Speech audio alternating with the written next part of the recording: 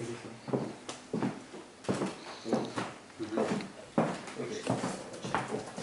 C'est bon? Yeah. Ok, bon, merci à tous d'être venus. On ne pensait pas qu'il y allait y avoir du monde aussi le 14 juillet. Mais c'est good. Donc, d'abord, je vais vous présenter ce qu'on fait ici. C'est quoi The New Stylist? Et je vais me présenter. Donc, moi, je m'appelle Julien Salmon. Je suis le CTO de The New Stylist. C'est une structure d'accompagnement pour les nouvelles marques de prêt-à-porter. Donc, on part du principe qu'on a remarqué qu'il y avait énormément de personnes qui essayaient de créer leur marque, qui essayaient de lancer de nouvelles choses, et c'est bien parce que c'est un temps qui est propice aux créations, aux entrepreneurs. L'entrée sur le marché est de plus en plus facile parce qu'on peut créer une marque maintenant avec 500 €, c'est assez facile. Il y a quelques années, on devait mettre sa maison en hypothèque, des choses comme ça. Aujourd'hui, c'est facile et on est là pour vous montrer pourquoi c'est facile. Donc on a choisi un sujet, c'est comment organiser sa première vente. Donc la structure, en fait, on a 3 piliers dans notre structure. Donc la première, c'est qu'on vous accompagne en vous donnant des conseils en marketing, comment marketer vos produits. Et on vous accompagne, en fait, par exemple, vous voulez organiser une vente, vous organisez un rendez-vous avec nous, et on vous accompagne, on vous donne des conseils, on vous dit comment faire, on vous présente des outils qu'on utilise. Donc c'est une première chose. On vous donne des infrastructures, donc des showrooms, des bureaux, des ateliers, en fait, tout ce que vous avez besoin pour créer votre marque. Et la troisième, c'est la production et l'investissement.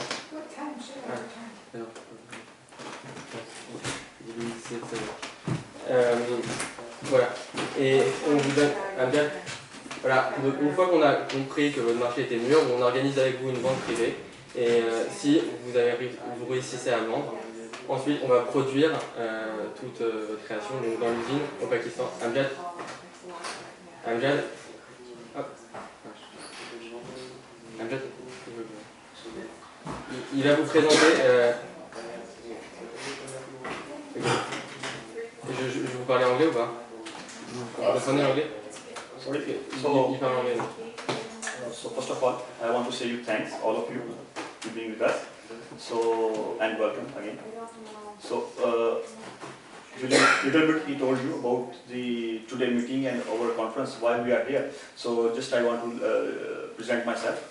My name is Amjad Jari, and I'm professional marketing and media person. So now I'm doing production also, me and Julian. And why we are here? Suppose me and Julian. So we think, and maybe you also agree with us, everybody have their ambition, their ideas.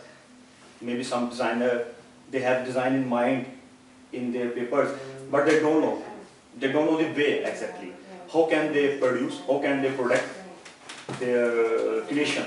So that's why I'm here. I'm with Julian. So just to we invite you and we give you this opportunity. If you have some idea in your mind, you can share with us. Okay. So we can produce for you. For example, this time in my right side this is leather stuff, and you can see some down or something down on chairs. So this is bags, leather thing. This time we are starting on the leather product. But don't worry, if you have some stuff about t-shirts, costumes, shoes, sports material, and if you have some ideas, you can share with me and with Julian, and we can provide you all this stuff, all these samples, and hopefully we can work together. And Julian can give you logistics supports like office, like we have a warehouse, everything we can provide you, and with the some marketing plan also. So thank you so much. This is short introduction from my side. Voilà, ça c'est un peu tout pour la structure. On va vous montrer maintenant les outils qu'on utilise et comment on crée une vente privée en fait pour votre marque.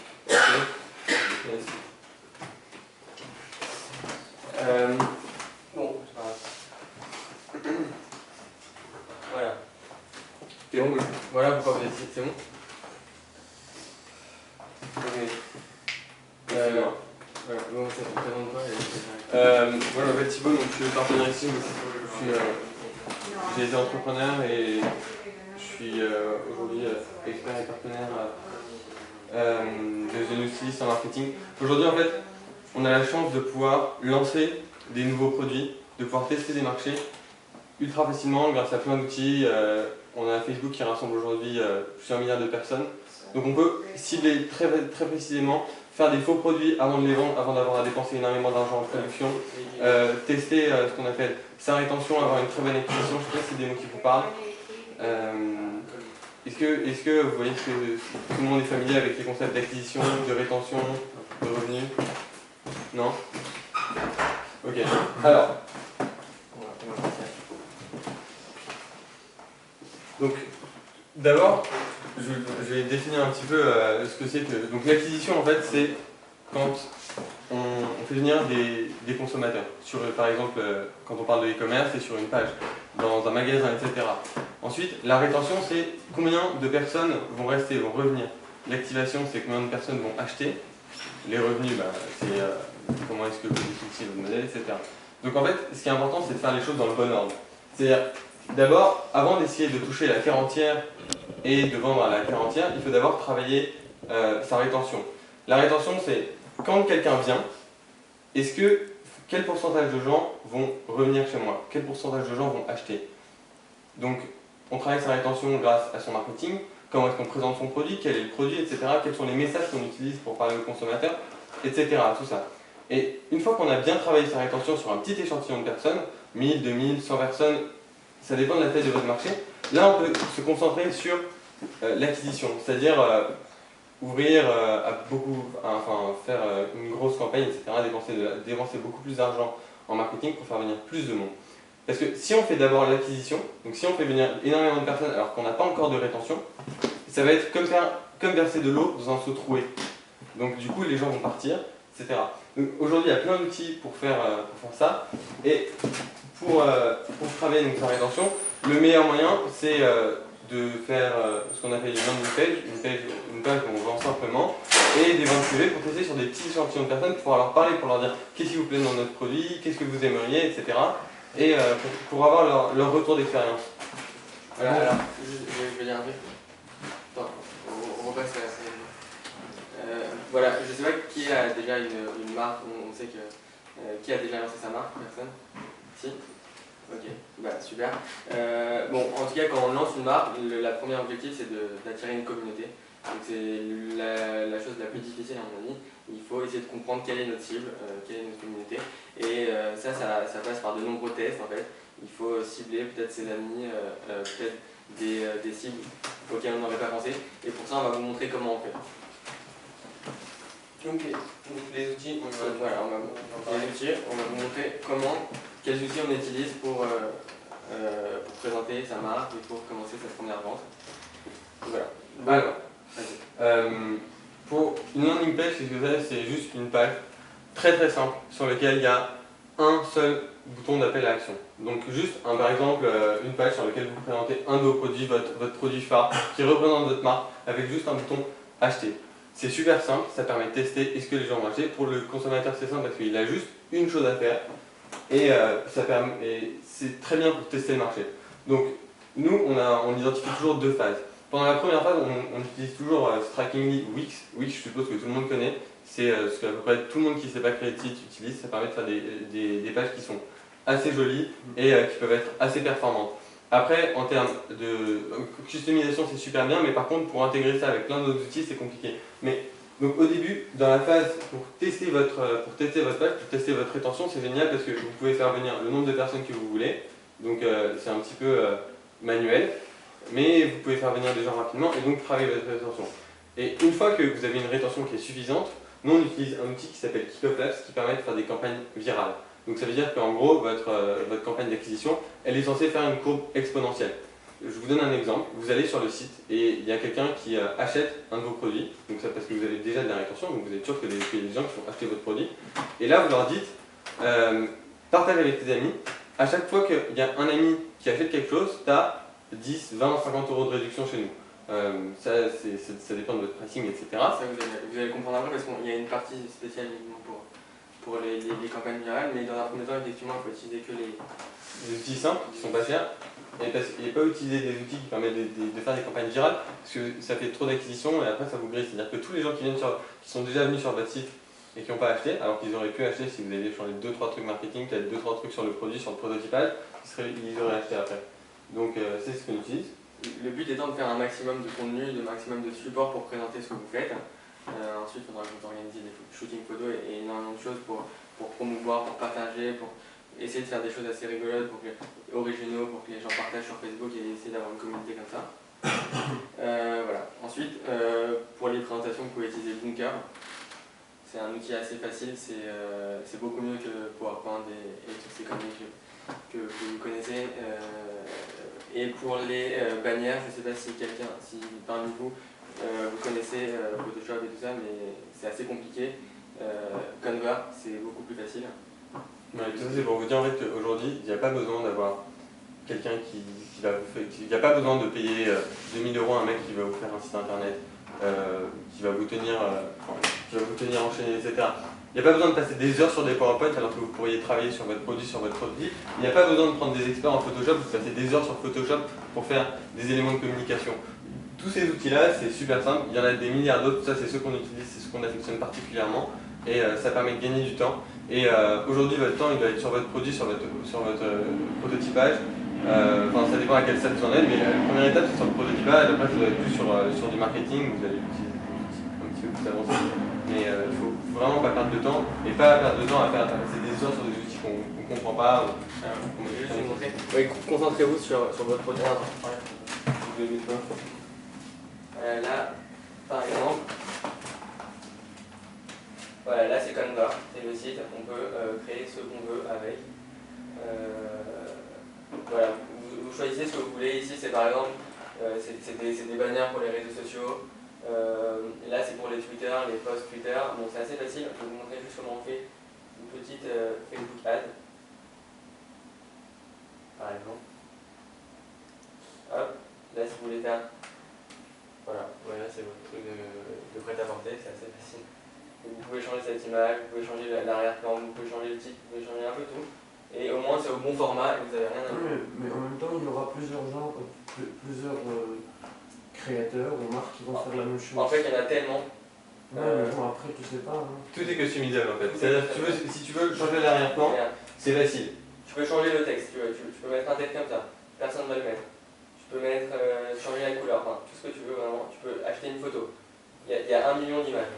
Si tu veux, en fait, le truc c'est que là, ça c'est le template de base. C'est-à-dire que tu peux changer les couleurs, tu peux changer la disposition. Ce qui est important en fait, c'est juste, par exemple dans cet exemple-là, pour le Facebook Ad, c'est juste le format. C'est-à-dire que sur un Facebook Ad, si tu fais ta bannière sur Photoshop et que tu n'as pas pris le bon format, ensuite Facebook Ad va le redimensionner, donc du coup tu vas avoir que la moitié de ton image. Donc du coup tu vas passer des heures à étirer ton image, ça va te prendre 20 minutes. Sauf que plein de petits trucs comme ça, 20 minutes plus 20 minutes plus 20 minutes, ça fait énormément de temps.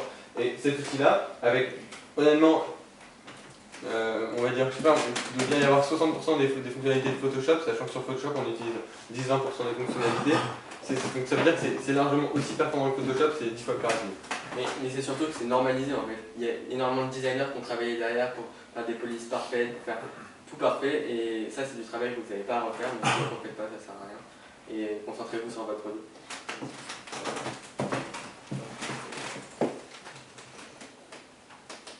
Voilà. Ok, donc ça c'est pour tout ce qui est photo. Toutes les photos de fond. Par exemple, cette photo, on l'a prise sur Unsplash, qui est une bibliothèque libre de droit. Il y a All the Free Stock qui regroupe, c'est un outil qui est génial, qui regroupe toutes les librairies libres de droit. C'est-à-dire que vous pouvez faire une recherche sur toutes les librairies, sur tous les trucs libres de droit en même temps. Et ça fait gagner énormément de temps. Il y a des belles images, pas la peine de faire des images ultra custom. Et pour vos produits, il suffit juste d'organiser une séance photo. Nous ici, on a 2 étages. Et dans l'étage du dessous, il y a des ateliers, des studios de shooting photo, etc. Voilà. En fait, votre seul travail, à peu près, quand vous créez une landing page, ça va être de trouver la photo de fond. Alors, soit vous faites un shooting photo, c'est mieux. Si vous n'avez pas les moyens, vous prenez des photos libres de droit. Mais aujourd'hui, un shooting photo, ça coûte à peu près 0 €. Surtout qu'on peut vous fournir les locaux et tout ce que vous avez besoin. Donc, si vous avez un petit peu d'argent, vous allez sur Groupon.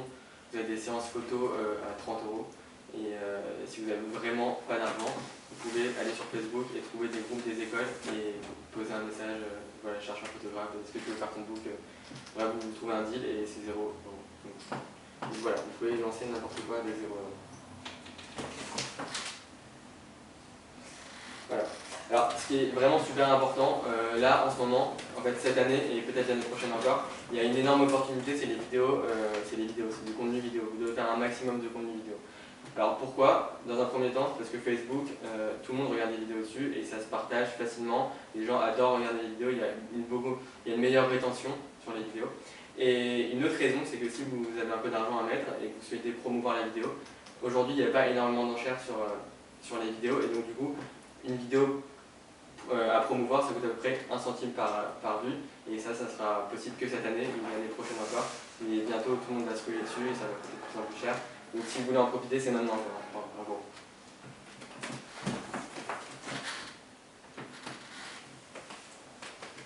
Alors, générer du trafic, c'est primordial.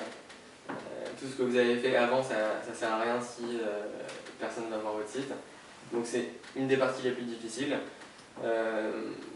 Il y a quelques outils gratuits et quelques outils payants. Le plus efficace, forcément, c'est pas forcément le payant. Mais si vous avez beaucoup d'argent, vous pouvez mettre du payant et ça porte ses fruits si votre produit est bon.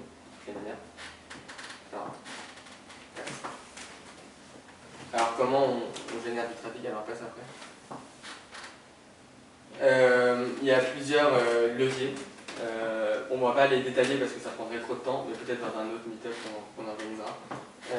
Donc il y a les affiliations. C'est assez facile, c'est des blogueurs qui parlent de vous, qui publient vos créations et ils touchent une commission sur les ventes. Mais au tout début, c'est pas forcément faisable en réalité, parce que personne n'a confiance en vous. Les Facebook Ads, c'est un outil assez puissant, vous pouvez cibler n'importe quelle communauté. Donc si par exemple la cible auquel vous vous adressez, c'est pas vos amis, il faut payer un petit peu, avoir un petit budget communication pour cibler par exemple une autre cible. Donc par exemple, si vos créations vous identifiez plus à Sandro, et ben vous allez cibler des personnes qui aiment la page Sandro et leurs amis. Voilà, ainsi de suite. Et ça, c'est uniquement faisable en payant et ça va très rapide. C'est très rapide. Si votre produit est bon, vous avez juste à faire une photo, la mettre sur Canva, mettre un petit texte et la publier et la partager. Et vous payez 30 ou 40 € et ça, si votre image est bonne, les gens vont automatiquement la partager avec leurs amis et ça va vous faire une campagne virale, ce qu'on a appelé tout à l'heure une campagne virale. Ensuite, il y a le retargeting. Alors là, c'est assez complexe, on ne va pas pouvoir rentrer dans les détails. Mais en gros, ça consiste à dire j'ai mis une pub Facebook, voilà, les gens ont cliqué dessus, sont allés voir mon site mais n'ont pas acheté.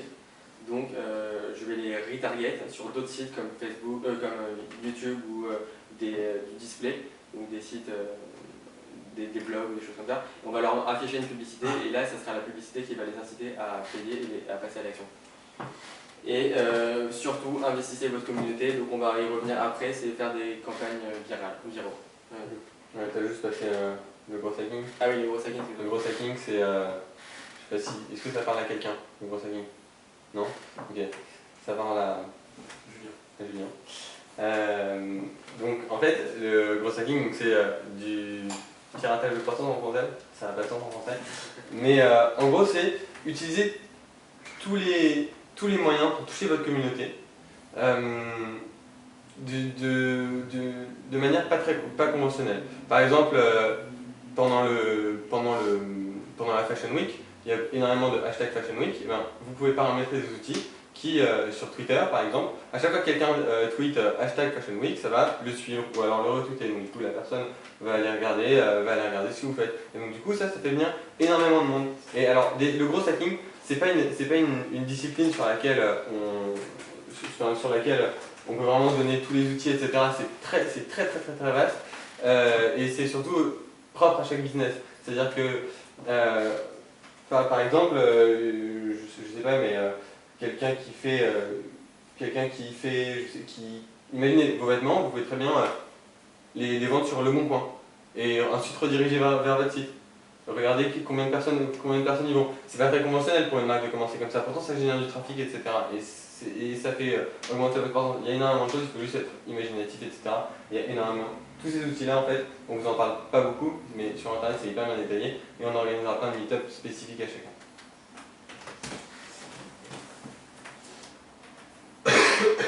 Donc, les supports environ, on en a parlé, mais en réalité, sur Kickoff Lab, c'est un outil assez puissant pour réaliser des campagnes virales. L'idée, c'est de dire, voilà, vous générez du trafic sur votre landing page, les gens s'inscrivent dessus, et une fois qu'ils se sont inscrits, vous les redirigez vers une autre page que vous les invitez à partager. Mais pour les inviter à partager, il faut forcément leur offrir quelque chose. Donc des réductions dans votre cas, c'est parfait. Vous leur dites par exemple, vous avez 5% de réduction parce que vous êtes inscrit, donc c'est bien, merci beaucoup, félicitations. Vous nous avez donné votre mail, c'est pas rien, on vous donne 5%. Maintenant, si vous voulez avoir jusqu'à 50%, partagez. Si 5 de vos amis s'inscrivent, vous avez 7% lors de la vente. Si 10 de vos amis s'inscrivent, vous avez 20%, et ainsi de suite, 30 jusqu'à quand vous êtes prêt à... Je ne sais pas combien vous êtes prêt à donner. Ça dépend de votre pricing, tout ça. Ça dépend de votre pricing. Si c'est une marque de luxe et vous vendez votre t-shirt à 100 €, bah, vous pouvez donner 50% facilement, et ainsi de suite en fait. En fait, ce qui est important dans le viral, c'est que au début de votre marque, vous allez tester plein de choses. Vous allez tester, je sais pas moi, mettre une photo de votre sac sur un chien qui est super, sur un joli chien. Il y a Dogzoo qui fait ça et ça marche super bien. Vous allez tester plein de choses. Et il y a des moments où vous allez vous rendre compte qu'il y a certains contenus qui vont créer beaucoup plus d'engouement.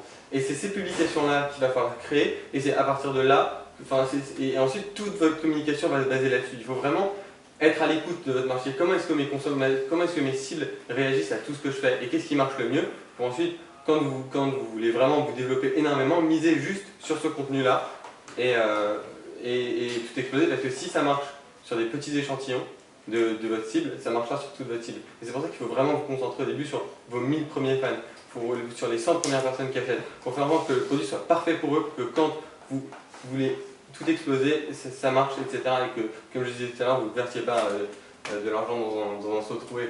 Voilà. Et nous, on est là aussi pour quand vous avez réussi à trouver votre produit et que les 1000 personnes sont satisfaites de ce que vous faites, on est là aussi pour vous permettre de grandir assez rapidement et ça vous expliquera à la fin. Donc récupérer des leads, ça on en a parlé. Alors, conversion, très important. Ça c'est sur la rétention. C'est-à-dire, un lead en fait, c'est quelqu'un qui vient sur votre page. Nous on parle énormément de pages, mais ça peut être une vente privée.